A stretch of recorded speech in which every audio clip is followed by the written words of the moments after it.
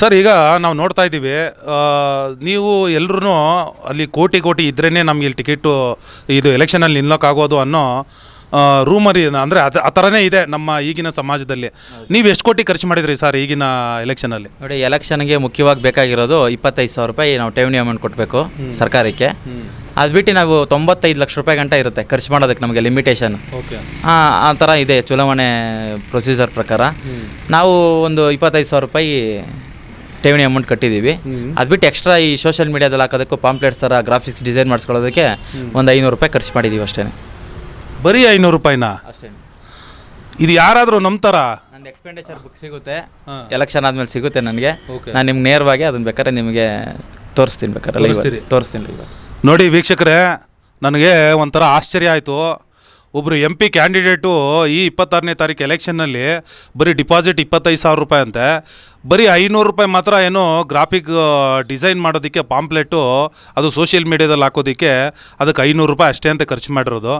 ಮತ್ತು ನೀವು ಓಡಾಡೋದಕ್ಕೆ, ಕ್ಯಾನ್ವಾಸ್ ಮಾಡೋದಕ್ಕೆ ದೊಡ್ಡ ದೊಡ್ಡ ಏನು ಬಸ್ಗಳಲ್ಲಿ ದೊಡ್ಡ ದೊಡ್ಡ ಹಾರಗಳು ಹಾಕ್ಕೊಂಡು, ಆಪಲ್ ಹಾರ ಹಾಕ್ಕೊಂಡು ನಿಮ್ಮ ಹಿಂದೆಗಡೆ ಸಾವಿರಾರು ಜನ ಕರ್ಕೊಂಡು ಬಂದು, ಮತ್ತು ನಿಮ್ಮ ಹಿಂದೆಗಡೆ ಸಾವಿರಾರು ಜನನ ನಿಲ್ಲಿಸ್ಕೊಂಡು ಅಣ್ಣನಿಗೆ ಜೈ ಅಂತ ಹೇಳಿ ಇದಕ್ಕೆಲ್ಲ ಖರ್ಚಾಗತ್ತಲ್ರಿ ಸಾವಿರಾರು ಕೋಟಿ ರೂಪಾಯಿ. ನೀವೇನ್ರಿ ನೀವು ಬರೀ 500 ರೂಪಾಯಿ ಅಂತ ಇದ್ರೆ ಆಶ್ಚರ್ಯ ಆಗ್ತಾ ಇದೆ ನಿಮ್ಗೆ. ನನಗೆ ಏನಂದರೆ ಸರ್, ಈಗ ನಮ್ಮ ಕ್ಷೇತ್ರದಲ್ಲಿ 24 ಲಕ್ಷ ಜನ ಇದ್ದಾರೆ. 24 ಲಕ್ಷ ಜನಕ್ಕೆ ಒಬ್ಬ ನಾಯಕ ಬೇಕು ಅಂದರೆ ಅವೆಲ್ಲ ಮಾಡೋಕ್ಕೆ ಹೋಗಬೇಕು. 24 ಲಕ್ಷ ಜನಕ್ಕೆ ಒಬ್ಬ ಕೆಲಸಗಾರ ಬೇಕು ಅಂದರೆ ಈ ಥರ ನಾನು ಮಾಡಿದ್ದೀನಲ್ಲ ಅಷ್ಟೇ ಸಾಕು. ಓ, ಅಂದರೆ ನಾಯಕ ಗೆಲ್ಲಬೇಕು ಅಂತಂದರೆ ಅವೆಲ್ಲ ಬೇಕು. ನಿಮಗೆ ಕಾರ್ಮಿಕ ಬೇಕು ಅಂದರೆ ನೋಡಿ ಈ ಥರ ಇರ್ತಾರೆ ಅಂತ ನೀವು ಹೇಳ್ತಾ ಇದ್ದೀರಾ. ಅಂದರೆ ಈ ಥರ ಕಾಕಿ ಶರ್ಟ್ ಹಾಕಿರೋ ಕಾರ್ಮಿಕ ಬೇಕು ಅಂದರೆ ಹೌದು. ಏನು ಕಾರ್ಮಿಕನಿಗೂ ಮತ್ತು ನಾಯಕನಿಗೂ ವ್ಯತ್ಯಾಸ ಏನು? ಏನಂತ ಸರ್, ಈಗ ನೋಡಿ 24 ಲಕ್ಷ ಜನ ಇದ್ದಾರೆ ಅಲ್ವಾ? 24 ಅನ್ನೋದು ನಾನು ಹೇಳ್ತಾ ಇರೋದು ಒಂದು ಕ್ಷೇತ್ರಕ್ಕೆ 24 ಲಕ್ಷ ಜನ ಒಬ್ಬ ನಾಯಕ ಹೇಳ್ದಂಗೆ ಕೇಳಬೇಕು ಅನ್ನೋದೇ ನಾಯಕತ್ವ. 24 ಲಕ್ಷ ಜನ ಏನು ವೋಟರ್ಸ್ ಇದ್ದಾರೆ, ಅವರೆಲ್ಲ ಹೇಳ್ದಂಗೆ ಕೆಲಸ ಮಾಡೋವಂಥನು ಏನು ಇದ್ದಾನೆ MP ಕ್ಯಾಂಡಿಡೇಟು, ಅವ್ರ ಕಾರ್ಮಿಕ ಅಷ್ಟೇ. 24 ಲಕ್ಷ ಜನ ಹೇಳ್ದಂಗೆ ಕೆಲಸ ಮಾಡೋನು ಕಾರ್ಮಿಕ. 24 ಲಕ್ಷ ಜನ ನಾನೊಬ್ಬ ಹೇಳ್ತೀನಿ ಹಂಗೆ ನೀವೆಲ್ಲ ಕೇಳ್ರಿ ಅನ್ನೋದೇ ನಾಯಕತ್ವ ಅಷ್ಟೇ. ಓ, ಇಷ್ಟೊಂದು ಡಿಫ್ರೆನ್ಸ್. ಸರಿ ಸರ್, ಈಗ ನಾರ್ತ್ ಕರ್ನಾಟಕದಲ್ಲಿ ಎಲೆಕ್ಷನ್ನು ಈಗ ಮೇ 7ಕ್ಕಿದೆ. ಅವ್ರಿಗೆ ಏಕೆಂದರೆ ಬೆಂಗಳೂರಲ್ಲಿ ಇಷ್ಟೊಂದು ಪರ್ಸೆಂಟೇಜು 50% ಅಷ್ಟೇ ಆಗಿರೋದು. ಸೊ ಅಲ್ಲಿರೋರ್ಗೂ ನಾರ್ತ್ ಕರ್ನಾಟಕದವ್ರಿಗೆಲ್ಲ ನೀವು ನಿಮ್ಮ ಒಂದು ಒಪಿನಿಯನ್ ಏನು ಹೇಳೋಕ್ಕೆ ಸಾಧ್ಯ? ಏನಿಲ್ಲ, ಎಲ್ಲರೂ ಸಹ ಜವಾಬ್ದಾರಿ ತೊಗೊಬೇಕು. ತುಂಬ ವರ್ಷದಿಂದ ಎಲ್ಲರೂ ಮಾತಾಡ್ತಾನೆ ಇರ್ತೀವಿ, ಹಾಸ್ಪಿಟ್ಲು ಬೇಕು ನಮ್ಗೆ, ಸರಿಯಾಗಿ ಹಾಸ್ಪಿಟ್ಲಿಲ್ಲ, ಸ್ಕೂಲ್ ಬೇಕು ಅಂತ. ಏನಂದರೆ ಸರ್, ಈಗ ಒಂದು ಮಗು ಮನೇಲಿದೆ ಅಂತಂದರೆ ಇಬ್ಬರು ಮಕ್ಕಳು, ಎಂಥವ್ರ ಮನೇಲಿ ಇಬ್ಬರು ಮಕ್ಕಳು ಇದ್ದೇ ಇರ್ತಾರೆ. ಅವ್ರು ಎಂಥ ಸ್ಕೂಲಿಗೆ ಸೇರಿಸ್ಬೇಕು ಅಂದ್ರೆ ಒಂದು 5,000 ರೂಪಾಯಿ ಬೇಕೇ ಬೇಕು. 50,000 ರೂಪಾಯಿ ವರ್ಷಕ್ಕೆ. ಅದನ್ನು ಡಿವೈಡೆಡ್ ಬೈ ಒಂದು 10 ತಿಂಗಳಿಗೆ ಮಾಡ್ತಾ ಅಂತಂದರೆ 5,000 ರೂಪಾಯಿ ಆಗ್ಬಿಡ್ತು. 2 ಮಗು ಇದೆ ಅಂತಂದ್ರೆ 10,000 ರೂಪಾಯಿ ಆಯಿತು. ಹಾಸ್ಪಿಟ್ಲು ಫೀಸ್ ಅಂದ್ರೆ 15,000 ರೂಪಾಯಿ ಆಯಿತು. ಒಂದು ಕುಟುಂಬಕ್ಕೆ ಇವೆರಡು ಉಚಿತವಾಗಿ ಕೊಟ್ಬಿಟ್ಟ ಅಂದರೆ ನಾವು ಇನ್ಯಾವುದೂ ಬೇಡ. ಇವ್ರ ಗ್ಯಾರಂಟಿಗಳು ಇನ್ನೊಂದು ಮತ್ತೊಂದು ಮಗದೊಂದೆಲ್ಲ ಅದನ್ನು ಯಾರೂ ಸಹ ಹೇಳೋದಿಲ್ಲ. ಇದುವರೆಗೂ ಸಹ ಯಾರೂ ಹೇಳಿಲ್ಲ ಫ್ರೀ ಎಜುಕೇಷನ್ ಕೊಡ್ತೀವಿ, ಫ್ರೀ ಹೆಲ್ತ್ ಕೊಡ್ತೀವಿ ನಿಮಗೆ ಅಂತ. 15,000 ರೂಪಾಯಿ ಒಂದು ಕುಟುಂಬಕ್ಕೆ ಮಿಕ್ತು ಅಂತಂದರೆ ಅವ್ನು ಎಲ್ಲಿ ಬಡವನಾಗಿರ್ತಾನೆ ಅಲ್ವಾ?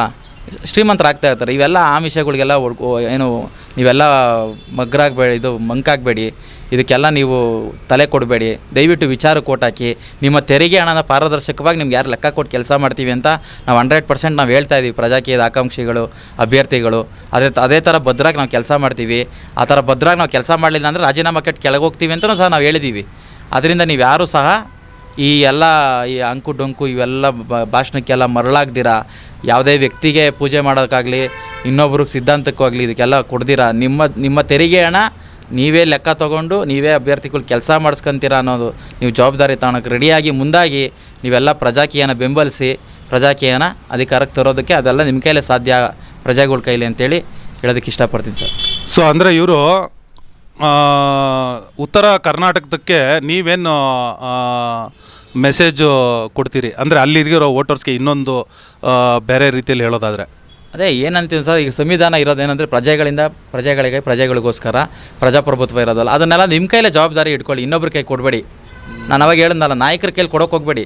ಮತ್ತು ನಾವು ಹಿಂದಕ್ಕೆ ಹೋಗ್ತಾನೆ ಇರ್ತೀವಿ, ನಾವು ಇನ್ನೂ ಅದೇ ಸಮಸ್ಯೆಲೇ ಇರ್ತೀವಿ ಕೊನೆವರೆಗೂ, ಮುಂದೆ ಹೋಗೋದಿಲ್ಲ. ನೀವು ಜವಾಬ್ದಾರಿ ತಗೊಳ್ಳಿ, ಬದಲಾವಣೆ ತನ್ನಿ.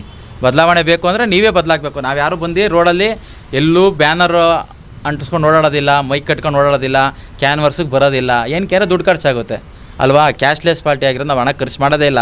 ನಾಮಿನೇಷನ್ ಮಾಡಿ ನಾವು ಮನೇಲಿ ಇರ್ತೀವಿ ಅಷ್ಟೇ, ಕ್ಯಾನ್ವರ್ಸಿಗೆ ಮಾಡಲ್ಲ. ಏನೋ ಸಣ್ಣ ಪುಟ್ಟ ಪಾಂಪ್ಲೆಂಟ್ ಹೊಡಿಬೋದು ಅಥವಾ ಇಲ್ಲ ನಿಯರ್ ಬೈ ರೋಡಲ್ಲಿ ಒಂದು ಬೈಕಲ್ಲಿ ಕಟ್ಕೊಂಡು ಓಡಾಡ್ಬೋದು ಅಷ್ಟೇ ನಾವು. ಅದು ಬಿಟ್ಟು ಎಕ್ಸ್ಟ್ರಾ ನಾವೇನು ಮಾಡೋದು, ಅದು ನಮ್ಮ ಶಕ್ತಿ ಅನುಸಾರ ಮಾಡ್ತೀವಿ ಅಷ್ಟೇ. ನೀವು ಅದಕ್ಕೋಸ್ಕರ ನೀವು ಅದೇ ಫ್ಲೋಲೇ ಇರೋಕೋಬೇಡಿ. ಏನು ಪಬ್ಲಿಕ್ ನೀವು ರಾಜಕಾರಣಿಗಳು ಯಾವ ರೀತಿ ಬ್ಯಾನರ್ ಕಟ್ಕೊಂಡ್ಬರ್ತಾರೆ, ಮೈಕ್ ಕಟ್ಕೊಂಡ್ಬರ್ತಾರೆ, ಯಾವ ರೀತಿ ರೋಡ್ ರ್ಯಾಲಿಗಳು ಮಾಡ್ತಾರೆ, ಆ ಕಲ್ಪನೆಯಿಂದ ಬಂದ್ಬಿಡಿ ಹೊರಗಡೆ. ಪ್ರಜಾಕಿ ಆ್ಯಪ್ ತೊಗೊಳ್ಳಿ, ಪ್ರಜಾಕಿ ಆ್ಯಪ್ ಡೌನ್ಲೋಡ್ ಮಾಡ್ಕೊಳ್ಳಿ. ಅಲ್ಲಿ ಪ್ರತಿಯೊಂದು ಅಭ್ಯರ್ಥಿಗಳು ಫೋನ್ ನಂಬರ್ ಸಿಗುತ್ತೆ, ಯಾವ್ಯಾವ ಕ್ಷೇತ್ರದ ಅಭ್ಯರ್ಥಿಗಳು ಎಲ್ಲೆಲ್ಲಿದ್ದಾರೆ ಅವ್ರದ್ದು ಕ್ರಮ ಸಂಖ್ಯೆ ಸಿಗುತ್ತೆ, ಅವ್ರದ್ದು ಲೋಗೋ ಸಿಗುತ್ತೆ, ಚಿಹ್ನೆ ಸಿಗುತ್ತೆ. ಅದನ್ನೆಲ್ಲ ನೋಡಿ ನಿಮ್ಮ ವಾಟ್ಸಪ್ ಸ್ಟೇಟಸಲ್ಲಿ ಹಾಕೊಬೋದು, ನಿಮ್ಮ ಫೇಸ್ಬುಕ್ಕಲ್ಲಿ ಹಾಕೊಬೋದು, ನಿಮ್ಮ ಸೊಸೈಟಿಗಳದ್ದು ಗ್ರೂಪ್ಗಳು ಇರುತ್ತೆ ಅದ್ರಲ್ಲಿ ಹಾಕೊಬೋದು. ನೀವು ವಿಚಾರ ಮಾಡಿ, ಮಾತಾಡಿ, ಚರ್ಚೆ ಮಾಡಿ. ಡೈರೆಕ್ಟಾಗಿ ನಿಮಗೇನೋ ಸಂಶಯ ಇತ್ತು ಅಂದರೆ ಪ್ರತಿಯೊಂದು ಅಭ್ಯರ್ಥಿ ಫೋನ್ ನಮ್ಗೆ ನೇರವಾಗಿ ಫೋನ್ ಮಾಡಿ ಅವರೇ ಫೋನ್ ರಿಸೀವ್ ಮಾಡ್ತಾರೆ, ನಿಮ್ಮ ಜೊತೆ ಮಾತಾಡ್ತಾರೆ. ನಿಮ್ದು ಏನಾದರೂ ಪ್ರಶ್ನೆಗಳಿತ್ತು ಅಂದರೆ ನೇರವಾಗಿ ಕೇಳ್ಬೋದು. ಇದಕ್ಕಿಂತ ಇನ್ನೇನು ಎಕ್ಸ್ಟ್ರಾ ಏನು ಬೇಕಾಗೋದಿಲ್ಲ. ದಯವಿಟ್ಟು ಎಲ್ಲರೂ ಸಹ ಮರೀದಿರ ಮತ್ತು ವೋಟ್ ಮಾಡಿ. ಪ್ರಜಾಕೀಯನ ಅಧಿಕಾರದಕ್ಕೆ ನೀವೇ ತರಬೇಕು ಅಂತಂದರೆ ನೀವೇ ಪ್ರಜೆಗಳ ಜವಾಬ್ದಾರಿ ತಗೋಬೇಕು. ಅದರಲ್ಲೂ ಎಕ್ಸ್ಪೆಷಲಿ ಯುವಕರು ತುಂಬ ನೋಡಿ, ಒಬ್ಬೊಬ್ಬರು ಯುವಕರಿಗೆ ಕಮ್ಮಿ ಅಂದರೂ ಇನ್ಸ್ಟಾಗ್ರಾಮ್ ಆಗಲಿ ಫೇಸ್ಬುಕ್ಕಲ್ಲಾಗಲಿ ಸಾವಿರಾರು ಜನ ಫಾಲೋವರ್ಸ್ ಇರ್ತಾರೆ. ಆಗಬೇಕಲ್ವ ಸರ್? ನಮ್ಮದೇ ತಾನೇ ಯೂತ್ಸೇ ತಾನೇ ಪ್ರಜಾಕೀಯ ಅನ್ನೋದು. ನಾವೇ ಇದರಲಿಲ್ಲ, ನಾವೇ ಬರಲಿಲ್ಲ, ನಾವು ಇನ್ನೊಬ್ರು ಯಾರೋ ಭಯ ಬಿದ್ಕೊಂಡು ಅವ್ರು ಏನು ಅನ್ಕೊತಾರೋ ಇವ್ರೇನು ಅನ್ಕೊತಾರೋ ಅಂದ್ಕೊಂಡು ಹಿಂಗೆ ಇದ್ದರೆ ನಾವು ಹೆಂಗೆ ಸಾಧ್ಯ? ಈಗ ಬ್ರಿಟಿಷರು ಸ್ವಾತಂತ್ರ್ಯ ನಮ್ಗೆ ಕೊಡ್ಬೇಕಾದ್ರೆ ಸಿಮ್ಮನೆ ಸಿಕ್ಬಿಟ್ಟಿದೆಯಾ? ಕಲ್ಲೇಟು, ಗುಂಡೇಟು, ದೊಣ್ಣೆ ಎಲ್ಲ ತಿಂದಿದ್ದಾರೆ. ಅಂಥದ್ರಲ್ಲಿ ನಾವು ವಾಟ್ಸಪ್ ಸ್ಟೇಟಸಲ್ಲಿ ಹಾಕೊಳ್ರಪ್ಪ, ವಿಚಾರ ತಿಳಿಸ್ರಪ್ಪ ಅಂದರೆ ಭಯ ಬೀಳ್ತಾರೆ ಅವ್ರನ್ನ. ಮತ್ತು ನಾವು ಹೆಂಗೆ ನಾವು ಯುವಕರಿಗೆ ನಾವು ಹೇಳೋಕ್ಕಾಗುತ್ತೆ ಹೇಳಿ?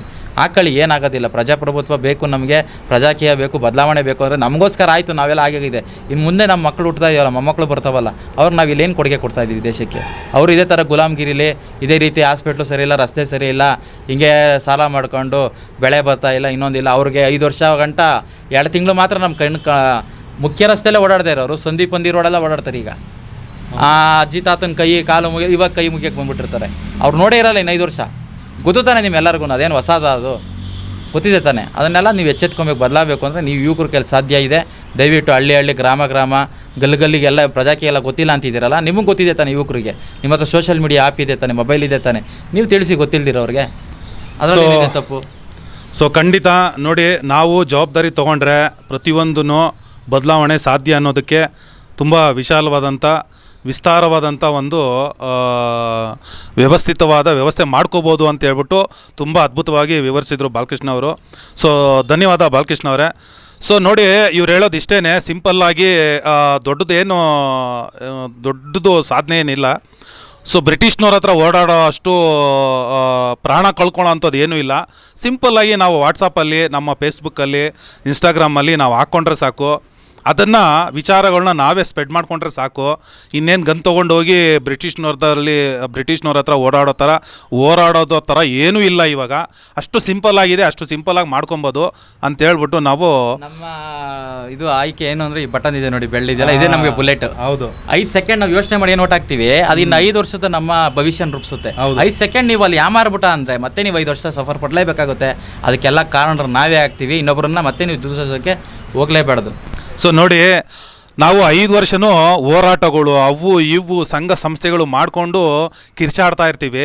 ಅದ್ರ ಬದಲು ಎಲೆಕ್ಷನ್ ಟೈಮಲ್ಲಿ ನಮ್ಮ ಓಟ್ನ ಕರೆಕ್ಟಾಗಿ ಯೋಚನೆ ಮಾಡಿ ಕರೆಕ್ಟಾಗಿ ನಮ್ಮ ಮನೆ ಬರ ಚೇಂಜ್ ಮಾಡ್ಕೊಳ್ಳೋ ಥರ ನಾವು ಹಾಕ್ಕೊಂಬಿಟ್ರೆ, ಸೊ ಆವಾಗ ನಮ್ಮ 5 ವರ್ಷನೂ ನಮ್ಮ ಕೇಳ್ದಂಗೆ ಕೆಲಸ ಮಾಡೋ ಕಾರ್ಮಿಕರು ಸಿಗ್ತಾರೆ ಅಂತ ಅದ್ಭುತವಾಗಿ ವಿವರಿಸಿದ್ರು.